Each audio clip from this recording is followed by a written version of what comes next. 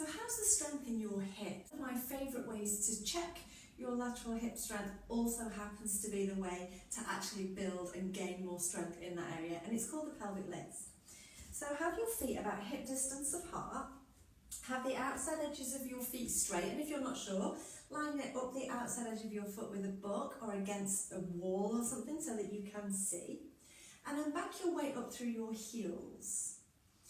Press one leg really firmly down into the floor, and that will allow the other leg to float up off the floor, and then lower it down.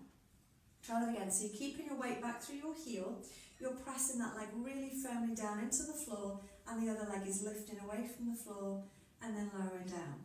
Finding that work in the hip and not in your back. So you don't want to be kind of hitching this hip up and using your lower back. It's all here. So think about pushing down and then releasing. So can you do it nice and slow, nice and controlled, rather than going really fast and flinging? And then can you hold it? So find that pelvic list, find that foot floating off the floor, and then hold it still here. How long do you think you could hold it for? A real good measure of hip strength would be to hold it for 2 minutes. Now I'm not going to make you hold it for 2 minutes, but notice, are you having to kind of lean to keep that leg up off the floor, or can you keep your body super straight? Do you need your arms for balance? Do you need to hold onto a wall? Have you had to put your foot down yet?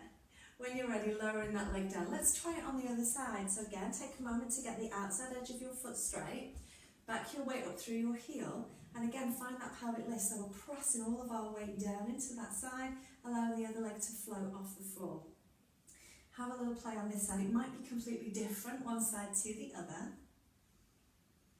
Keeping both knees straight. So often one of the cheats that I see with this is that people will kind of bend that knee so that they don't have to lift away from the floor quite so much. So keeping both legs straight. And then again, can you hold it this time? So as you bring that leg off the floor, can you hold it? Again, are you having to use your arms, or can you keep your arms relaxed?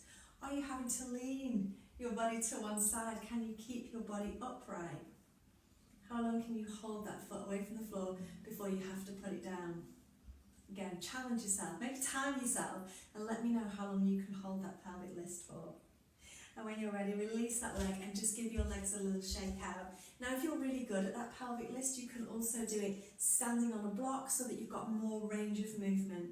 However, if you have an artificial hip, just do it on the floor. Don't want to be having a big range of movement if you have had a hip replacement. It's okay to do, but just keep it really small. I hope that you enjoyed that. Let me know what you think.